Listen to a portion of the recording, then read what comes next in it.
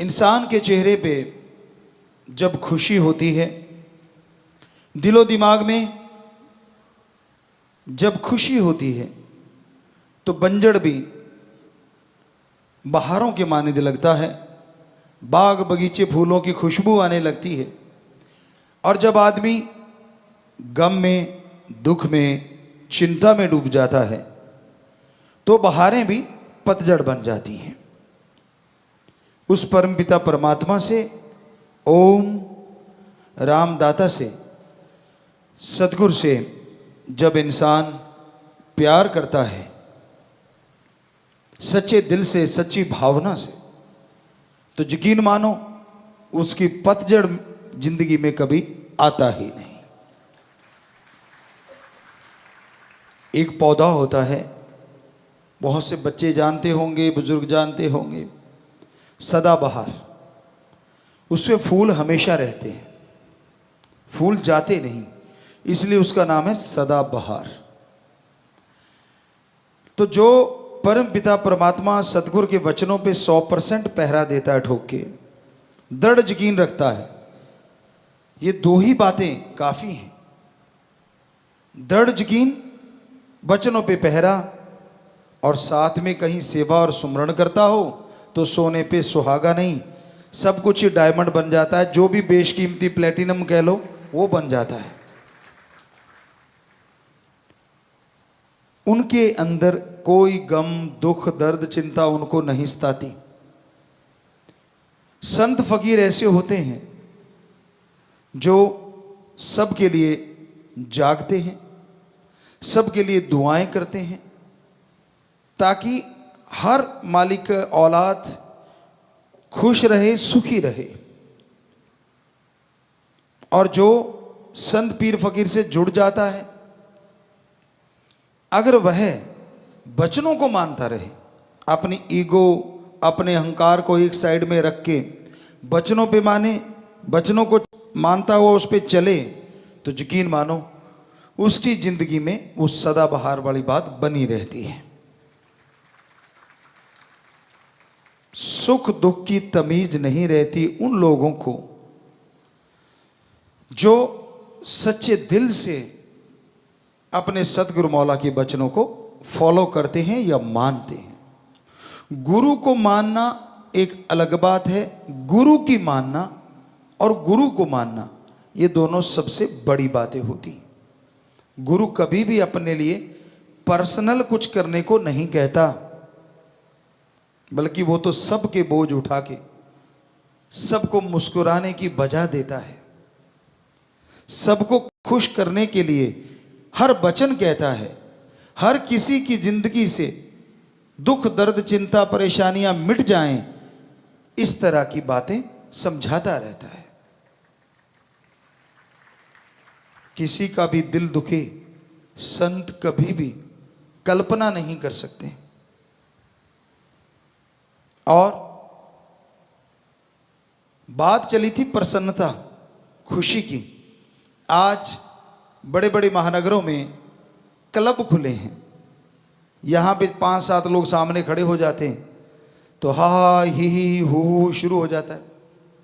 वो सामने खड़े होके ऐसी एक्टिंग करते हैं, थोड़ा अजीब अजीब, तो सामने बड़े हंसते हैं और बदले में पैसे लिए जाते हैं।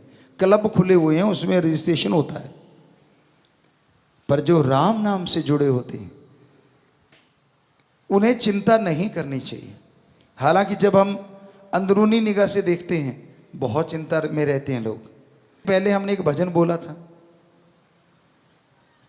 एंजॉय, तो हमें नहीं लगता हमने कोई कसर छोड़ी उसमें, कि हमने आपको बताया कि कुछ भी हो रहा है, कैसे भी हो रहा है, आप टेंशन ना लिया करो, चिंता ना किया करो, क्योंकि चिंता जीते जी जलाने वाली चिता होती है। चिता एक बार जलती है, कहते हैं ना, हड्डियां लकड़ियों की तरह जल जाती हैं, और मांस जो है, और वो जिस तरह से कोई कोयले जलते हैं उस तरह से, और सिर के बाल जैसे कोई कोयले को बाद में जलाया जाए इस तरह से पल में राख हो जाते हैं। लेकिन वो तो थोड़ी देर में खत्म हो जाता है सौदा। चिंता ऐसी चिता है जो जीते जी इंसान को जिंदगी भर तड़पाती रहती है, मारती रहती है, फिर जिंदा होता है, फिर मरता है, फिर जिंदा होता है। पता नहीं जीवन में कितनी बार मरता है, कितनी बार जिंदा होता है। जो भक्त होते हैं ना, उनके अंदर ईगो नहीं होती।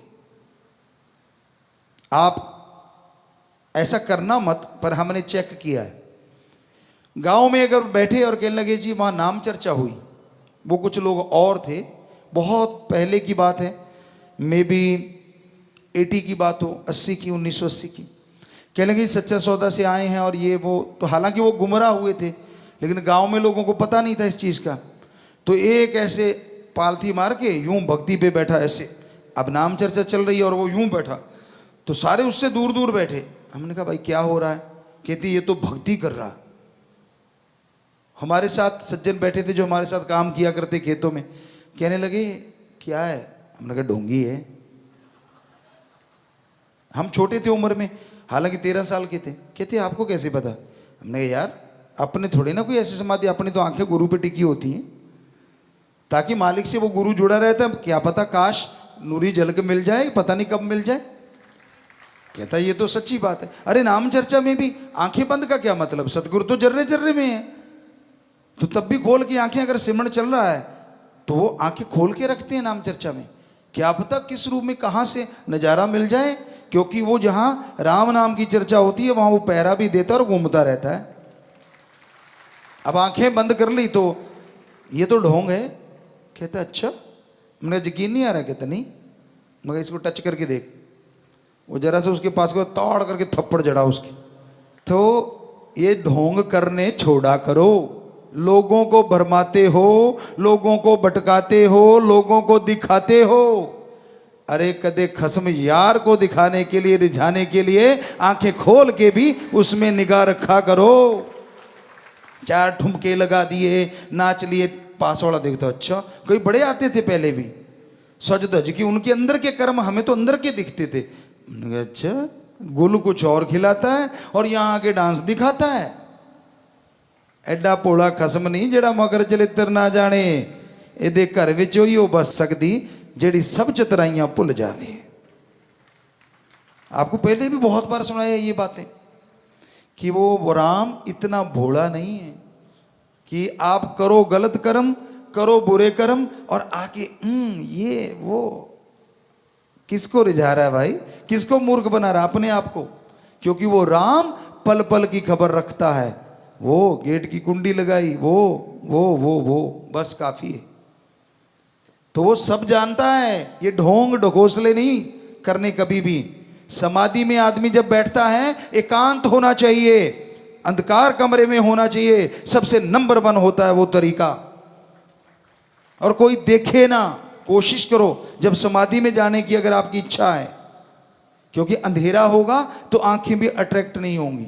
लाइट से आंखों में, आंखें बंद करके देख लो आप दिन में, तो आंखों में एक लाइट रहेगी। अंधकार में वो बिल्कुल बंद हो जाती, तो आंखें भी आपको किसी और तरफ नहीं लेके जाती। अंधकार कमरे में बंद है, थोड़ा अंधेरा, ज़्यादा अंधकार से डरते हो, डिम लाइट कोई भी नीचे आजकल तो 100 चीज़ें चलती हैं, फुट लाइट बोलते हैं, वो चलती रहे। आप आराम से बैठ जाओ और ध्यान जहाँ जमा के, वो होती है समाधि। और ये होता है पाखंड, जो लोगों के बीच में बैठ के यूं दिखाना मैं भक्त हूं, ताकि वो देखता है, उसको पता होता है मुझे लोग चेक कर रहे हैं। ना रे भाई ना।